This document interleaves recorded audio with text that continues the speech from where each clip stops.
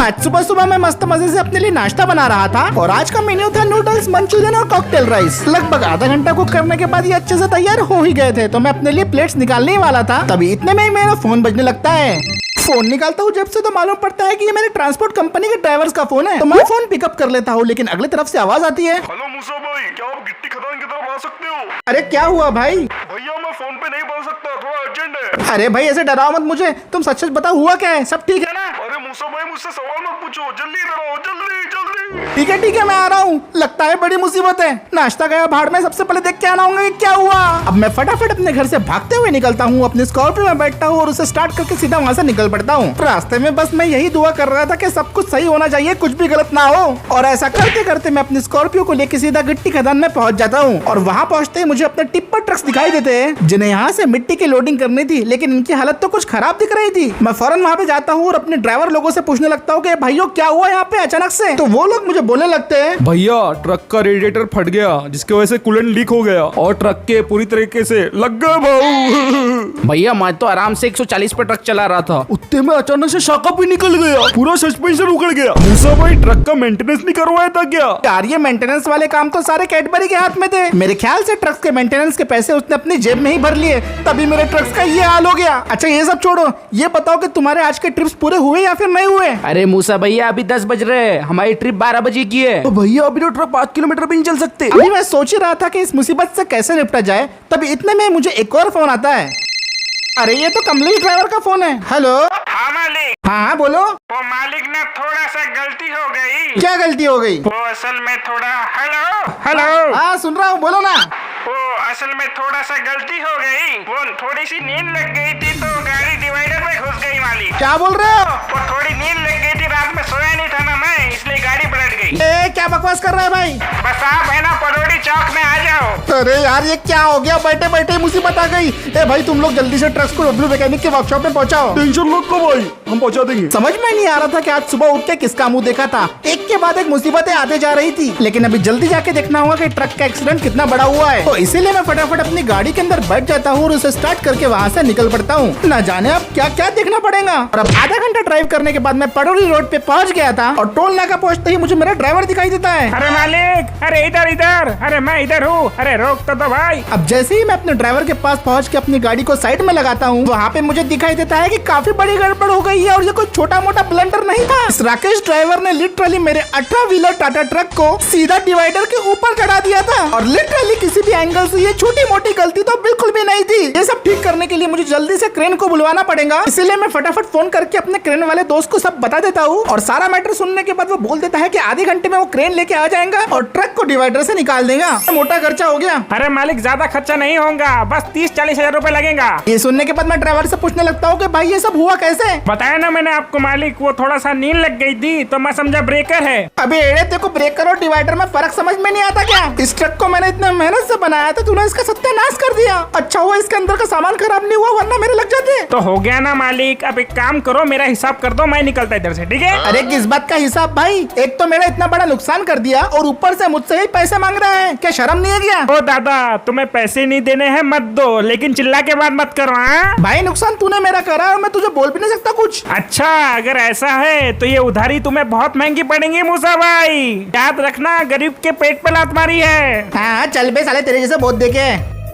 बस इतना बोल के मैं अपनी गाड़ी को लेके वहाँ से निकल जाता हूँ और उसके बाद मैं सीधा आ गया था डब्ल्यू मैकेनिक की वर्कशॉप में। पहले तो मैं सोचा था कि टाटा के ऑफिशियल सर्विस सेंटर में ट्रक्स को दिखाऊं, लेकिन वक्त की कमी होने के कारण मैं बबलू मैकेनिक के पास आया क्योंकि वो काम जल्दी करके देते हैं और अब हमारे ट्रक्स की चेकिंग शुरू हो जाती है। जरा ध्यान से चेक कर, लगता है उसकी अंडर बॉडी टूट गई है। मेरे ख्याल से तो चेसी भी डैमेज हुई है। अरे बाप रे, इतना धुआं दिल्ली बना देंगे लगता है इसको। इतना धंधा पानी करते हैं, थोड़ा सर्विस भी करा लिया करो यार इसकी। सोचा नहीं था इस ट्रक की हालत ऐसी हो जाएंगी, इंजन ऑयल भी डालना पड़ेगा।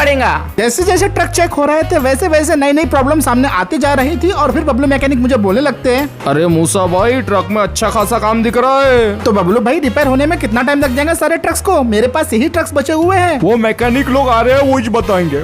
जमुरो इधर आओ रे। और फिर उसके बाद बबलू भाई के सारे मैकेनिक मुझे बताने लगते हैं कि ट्रक्स के अंदर क्या क्या इशू है। देखो भैया, वो जो 18 चक्का ट्रक है ना, उसका एक्सीडेंट होने की वजह से उसका नीचे की चेसी टलक गई है। ठीक है, और बाकी सिग्नल वाले ट्रक्स को क्या हुआ है एक एक करके बताओ। बताओ मुझे। भाई आपके एक सिग्नल का रेडिएटर फट चुका है, जिसकी वजह से कूलेंट पूरा लीक हो गया। अब नया कूलेंट चलाना पड़ेगा गाड़ी को, और नई मोटर भी लानी पड़ेगी रेडिएटर के लिए। बाकी जो 2 सिग्नल है उनके सस्पेंशन नहीं है, नए वाले डालने पड़ते हैं। वो ब्रेकर पे खुद आने की वजह से वो शायद से सस्पेंशन चले गए। और पीछे साइड के 2 चक्के बैंड हो चुके हैं, वो भी नए डालने पड़ेंगे। तो भाई इन सबको रिपेयर करने में कितना टाइम लग जाएगा? देख मूसा, ऐसे कामों के लिए कम से कम तो 1 महीना देना पड़ता, पर तू अपना दोस्त है इसलिए अपन तेरे लिए ये काम 2 हफ्ते में कर देगा। 2 हफ्ते? अरे भाई 2 हफ्ते में तो मेरे ट्रांसपोर्ट बिजनेस के लग जाएंगे, तब तक मैं क्या करूंगा? मेरे को इतने सारे ऑर्डर्स को डिलीवर करना है। साहब टाइम इतना ही लगेगा। वो क्या है ना, ट्रक को पूरा खोलना पड़ता है। एक आध नट भी इधर उधर हो गया तो ट्रक के लग जाएंगे ना फिर। ऐसा है तो फिर ठीक है बबलू भाई, जैसा आपको सही लगे। मैं जब तक कुछ और सोचता हूँ। अरे भाई टेंशन मत ले, 2 हफ्ते की बात है बस। अब मैं बहुत बड़ी मुसीबत में फंस गया था। अभी किसी भी हालत में मुझे न्यू ट्रक्स चाहिए थे, लेकिन खरीदने के लिए मेरे पास उतने पैसे नहीं थे। और पिछली बार जैसे इस बार कोई रेंट पे ट्रक को देने को तैयार भी नहीं था। मैंने कितनी जगह फोन किया लेकिन कोई जवाब ना मिला। सर अभी कोई ट्रक अवेलेबल नहीं है। अगर आप बुकिंग भी करते हो तो 6 महीने लगेंगे। इतने जल्दी मिलना तो मुश्किल अरे है। भाई कोई तो जुगाड़ बता दो, मैं बहुत बुरी तरीके से फंसा हुआ हूँ। मैं लिटरली पूरी तरीके से डिसअपॉइंट ही हो गया था और समझ में आ गया था मुझे कि मेरा ट्रांसपोर्ट का बिजनेस अब खत्म होने वाला है। लेकिन तभी मुझे टीवी पे एक ऐड दिखाई देती है। तो देवियों और सज्जनों, हमारा सालाना कार ऑक्शन वापस आ गया है। इस बार हम आए हैं आपके शहर में। काश यहाँ पे मेरी पसंद की कोई चीज मिल जाए। शायद हम आपको बताना भूल गए, इस बार के कार ऑक्शन में होंगे कार्स, बसेस एंड ट्रक्स। क्या कहा? ट्रक्स? ट्रक्स होने वाले हैं? हाँ हाँ, ट्रक्स भी होने वाले हैं, वो भी बहुत कम दामों पर। अरे वाह, ये तो मेरे काम की चीज लगती है। यहाँ पे मुझे जाना चाहिए। ज्यादा जानकारी के लिए दीवी लोकेशन पे पहुँचे। अब तो मेरा काम बन गया। मैं सबसे बड़ी बोली लगाऊंगा और सारे ट्रक्स मेरे हो जाएंगे। तो इसलिए मैं फटाफट अपने घर से भागता हूँ और अपनी गाड़ी को स्टार्ट करके मैं सीधा ऑक्शन वाली जगह के लिए निकल पड़ता हूँ। देखा जाए तो ऑक्शन शुरू होने में अभी 3 घंटे थे, लेकिन रजिस्ट्रेशन करने में मुझे थोड़ा सा टाइम तो लग ही जाएगा। इसलिए मैं पूरे 120 की रफ्तार से फटाफट अपनी गाड़ी को भगाते हुए सीधा कार ऑक्शन में आ गया था। देवियों और सज्जनों, आपका स्वागत है हमारे इस कार ऑक्शन में। मैं हूँ आपका दोस्त और होस्ट पेंडोर, और ये है हमारा 432वां कार ऑक्शन। अरे वाह, क्या माहौल है। मुझे तो पुराने दिन याद आ गए। उम्मीद है आज मेरे हाथ कुछ बढ़िया ही लगेगा। और जिन जिन लोगों ने रजिस्ट्रेशन नहीं कराया है वो करवा ले, क्योंकि ऑक्शन शुरू होने वाला है। मैंने तो अपना सारा काम करवा लिया था, लेकिन उम्मीद बस यही कर रहा था कि मुझे आज कुछ न कुछ बड़े ट्रक्स हाथ लग जाए। तो दोस्तों सब लोग तैयार हो जाइए, क्योंकि इस बार गाड़ियाँ कुछ ज्यादा ही बड़ी होने वाली है। फिर इसी के साथ कार ऑक्शन का पहला राउंड शुरू हो जाता है, जो कि मैंने बिल्कुल भी एक्सपेक्ट नहीं किया था कि इसमें ऐसी गाड़ियाँ होंगे। बड़ी गाड़ियों से हमारा मतलब था कुछ ज्यादा ही बड़ी गाड़ी, यानी कि ट्रक्स। क्या आपको पता है आज हमारे पास आए हैं भारत बेंज के 4 बड़े बड़े ट्रक्स, और ऐसे कीमत में मैं आपको दिला दूंगा जिसकी आपने कल्पना भी नहीं की होंगी। अरे कल्पना मेरी गर्लफ्रेंड है। ओए तेरी कल्पना के बारे में बात नहीं की जा रही है, चुप बैठ। और सबसे पहली बोली होने वाली है इस टिपर ट्रक की। भारत बेंज 2828 शुरुआती दाम शुरू करते हैं सिर्फ 40,000 रुपए से। 50,000 बिड़ो, 1 लाख रुपया, 1,10,000, 1,20,000, 1,25,000, 1,60,000, 1,70,000, 2 लाख, भाई साहब कुछ ज्यादा नहीं हो रहा है, मतलब कुछ भी। 3,50,000, 4 लाख, 4 लाख दूंगा। क्या बात है, 4 लाख, 4 लाख। क्या ये ट्रक इससे भी आगे जा सकते हैं? 5,20,000, मुझे लगता है ये इससे भी आगे जा सकते हैं, कोई तो होगा। मेरे ख्याल से थोड़ा और बढ़ाना चाहिए। ए भाई 6 लाख लो, 6 लाख लेके खत्म करो। 6 लाख में ट्रक दे दो। 6 लाख तो बहुत अच्छा अमाउंट है। क्या हम इससे आगे बढ़ सकते हैं? क्या हम इससे आगे बढ़ सकते हैं? 8,20,000, इसे बोलते हैं रियल ट्रक वाला। क्या हम लोग 9 लाख तक जा सकते हैं? पर मुझे ऐसा पर्सनली लगता है कि 9 लाख तक जाना चाहिए। 10,20,000 रुपए। दोस्तों ये हुई ना बात। 10 लाख 1, 10 लाख 2, 10 लाख 11 लाख रुपए, 11,40,000 रुपए जी। 13,20,000 रुपए। यार ये लोग कैसे ऑफर दे रहे हैं? मुझे ही कुछ करना होगा। 13,20,000 1, 13,20,000 2, 15 लाख रुपए। ये हुई ना बात। 15 lakh 1, 15 lakh 2, 15 lakh 3। Sold sold sold. ये ट्रक जाता है मिस्टर मूसा भाई को।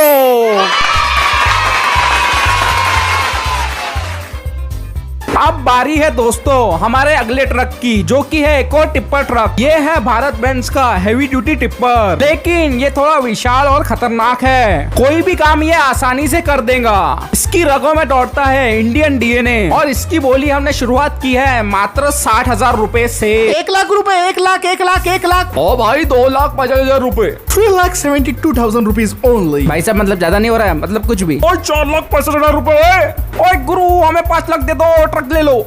आइए यो 6,12,000 रुपए। इस ट्रक का भाव तो सिल्वर की तरह बढ़ते जा रहा है। मुझे लगता है कि इस ट्रक के लिए लोग 8 लाख तक भी जाएंगे। क्या कोई है 8 लाख में इसे खरीदना चाहेगा? 8,25,000 रुपीज ओनली। अरे यार ये क्या हो रहा है? 60,000 से शुरू कर दे इन लोगों। ये सब मिले हुए हैं। 12,75,000 रुपए। ना मेरा ना तेरा। 13 लाख रुपए। 15 लाख रुपए। अरे बेटा 16 लाख में लेके जान दे रे। दोस्तों कीमतें बढ़ती जा रही है। क्या कोई 17 लाख तक जाना चाहेगा? 17 लाख 1, 17 लाख 2, 20 लाख रुपए। अरे बाप रे बाप। 20 lakh 1, 20 lakh 2, 20 lakh 3। Sold sold sold. ये ट्रक जाता है मिस्टर मूसा को। ये तो कुछ ज्यादा ही दिख रहा है बेड़ू। बहुत ज्यादा पैसे लगते हैं इसके पास। मैंने सोचा था 60,000 में ट्रक लेके जाऊंगा। अब हमारे अगले राउंड की बारी है, जिसमें आपको एक साथ 2 ट्रक खरीदने होंगे, क्योंकि ये ट्रक के मालक का कहना है ये दोनों ट्रक जो साथ में खरीदेगा मैं उसे ही बेचूंगा। तो अब दोनों की शुरुआती बोली शुरू होती है 4 लाख रुपए से। 5,20,000 मैं दूंगा। 5,20,000 यार 50,000 का बोल के बुलाए थे, मेरे को बिल्कुल नहीं जम रहा। 6,67,000 रुपए। 8,30,000 रुपए। 12,50,000 ओनली। अच्छा तो लोग अब कंपटीशन में उतर आए हैं तो ठीक है। 15,60,000 रुपए। मेरे ख्याल से मूसा भाई सारे ट्रक लेके जाने वाले हैं, पर क्या ये ट्रक 16 में हो सकता है? 16 lakh 1, 16 lakh 2, 19 lakh rupees. 25 lakhs। I like competitions. 25 lakh 1, 25 lakh 2। Sold sold sold. ये दोनों ट्रक्स भी जाते हैं मूसा भाई को। शिट, इसने तो पूरा ऑक्शन ही बिगाड़ दिया। अबे ये धोखा है, धोखा। झूठ बोलता है साला। 1000 का ऑप्शन बोल के लाखों में ट्रक जा रहे हैं। इनकी माँ की, अबे तेरी माँ की। वो ठीक है, लूटता है, लूटता वाला। अरे सिक्योरिटी जल्दी आओ, उस बंदे को पकड़ो, वो गालियां दे रहा है। अरे लेके काय को जा रहे रे? अरे फाइनली अब ऑक्शन पूरा हो गया था और मैंने चारों के चारों ट्रक्स को खरीद लिए थे। थैंक यू मूसा भाई, हमारे ऑक्शन में आने का बहुत बहुत शुक्रिया। अरे ऑप्शन, अरे सिक्योरिटी उसे लेके जाओ। सर एक फोटो अच्छी से, एक फोटो बढ़िया, एक पोज। क्या बात है सर जी, एक और मैगजीन के लिए बिल्कुल टाइट पोज। बहुत बढ़िया, बहुत बहुत शानदार, बढ़िया। वैसे यकीन करना तो मुश्किल था, लेकिन जिन प्राइसेस में मैंने इन ट्रक को ऑक्शन से बाय किया हूँ उतने में तो मैं शोरूम से सिर्फ एक ही ट्रक खरीद सकता था। ऑक्शन में आता हूँ तो हमेशा मेरा फायदा ही होता है। खटमल के लेंडे, तुझे ये ट्रक नहीं बचेंगे। अरे इसे निकालो यार। अब यहाँ का मेरा सारा काम पूरा हो चुका था, तो इसलिए मैं फटाफट सारा पेपर वर्क कर लेता हूँ और ट्रक को सीधा पहुँचा देता हूँ गिट्टी खदान की तरफ। और आज हमारे ड्राइवर्स को करनी थी नागपुर से लेके कन्याकुमारी तक की डिलीवरी। बस 15 दिन तक किसी तरह इन ट्रक से हमें काम चलाना है, बाद में तो हम दूसरे ट्रक्स ला ही लेंगे। सारे ड्राइवर्स भी अच्छे तरीके से मेरी बातों को समझ गए थे और अब बारी थी हमारे अधूरे काम को फिर से पूरा करने की। और इसी के साथ सारे ड्राइवर्स अपने अपने ट्रक्स में बैठ जाते हैं और हमारा काम शुरू हो जाता है। सबसे पहले तो हमारे सारे के सारे टिप्पर ट्रक्स निकल पड़े थे नागपुर की तरफ सैंड लेके। और क्योंकि मैं ड्राइवर से पूरा टाइम कनेक्टेड था तो मैं उनकी पल पल की खबर ले रहा था। ये ट्रक सेकंड हैंड जरूर थे, लेकिन चलने में आज भी बिल्कुल नए जैसे थे। इंजन काफी स्मूथ था, पावर भर भर की थी और टॉर्क की तो कोई भी कमी नहीं थी। ट्रैफिक जाम होने की वजह से ये लोग कच्चे रास्ते से ही गए, लेकिन मानना पड़ेगा 1% की भी मुसीबत नहीं आई। हमारे टिप्पर ट्रक सक्सेसफुली आराम से नागपुर पहुँच गए। अब नागपुर की साइड पे पहुंचने के बाद अनलोडिंग करने की बारी आ गई थी और मुझे तो डर लग रहा था कि टिप्पर ठीक से काम करेंगे भी या नहीं।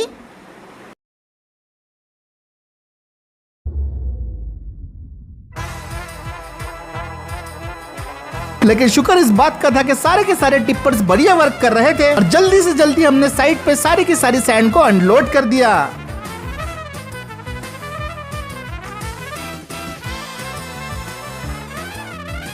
और यहाँ का काम हमारा सक्सेसफुली कंप्लीट हो गया। मैंने भी सबको अच्छे से एग्जामिन करा और मुझे मालूम पड़ा कि भाई सारा काम A to Z परफेक्टली हो गया है। इसीलिए अब बारी थी दूसरे काम की, जिसका ड्राइवर तो मैं खुद बनने वाला था। और फिलहाल अब मैं चला रहा था भारत बेंज का 4923 ट्रक, जो कि इनके नए प्लेटफॉर्म पे बना हुआ है और जो कि काफी बढ़िया चलने में है। मानना पड़ेगा भारत बेंज के ट्रक पहले के मुकाबले काफी ज्यादा अपग्रेड हो गए हैं। इसमें पावर से लेके कूलिंग हर चीज शानदार है और इंटीरियर तो काफी ज्यादा बेहतरीन हो गया है पहले के मुकाबले।